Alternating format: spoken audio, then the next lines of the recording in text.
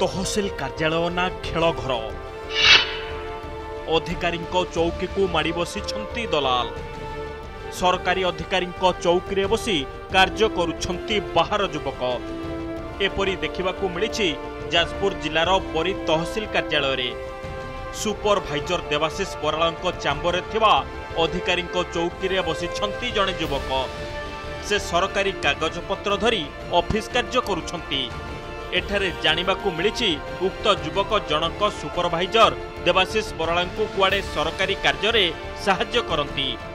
तेबे एठारे प्रश्न उठुची गुरुत्वपूर्ण विभाग रे बाहर युवक को कार्य करने अनुमति देला किए?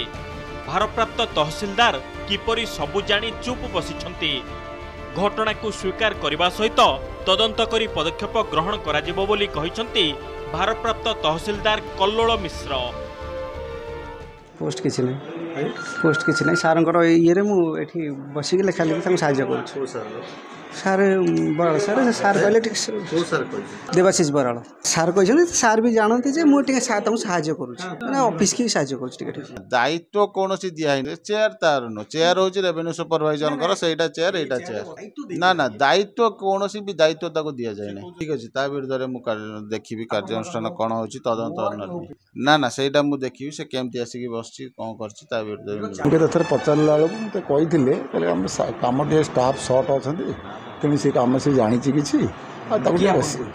आम से बराड़ बराड़ बस सुपरभाइजर मुझे आसार मुझे 3 मास आइली आगुरी कहीं बस जान जमीबाड़ी म्यूटेशन हेउ अबा जातिगत प्रमाणपत्र विभिन्न कार्य नहीं तहसिल कार्यालय को आसुथिबा लोके दलाल फासरे पड़ुछंती।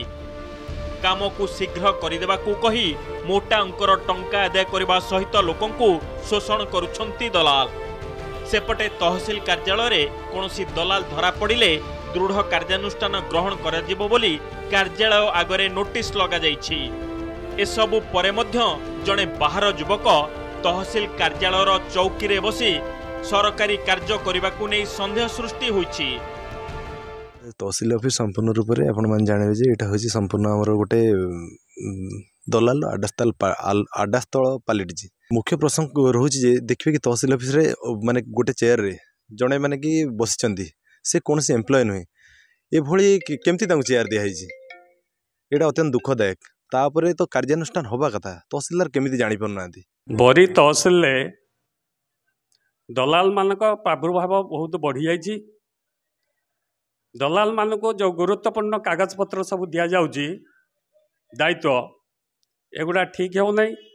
तहसिलदार तांकर कौनसी कथा ए पर्यंत बुझुना। बरी तहसिल कार्यालय रे बाहर युवक पसी सरकारी कार्य करने नहीं साधारण रे समालोचना करा जाइछि। युवकों को सरकारी कार्य करने को अनुमति मिलवा को नहीं तहसिलदार कार्यशैली उपरे प्रश्नवाची सृष्टि होइछि। एबे संपृक्त युवकों उपरे कौन कार्यानुष्ठान ग्रहण करा जाउछि ताहा उपरे समस्तंकर नजर। बरीरु स्नेहांशु शेखर महांती, नंदीघोष टीवी।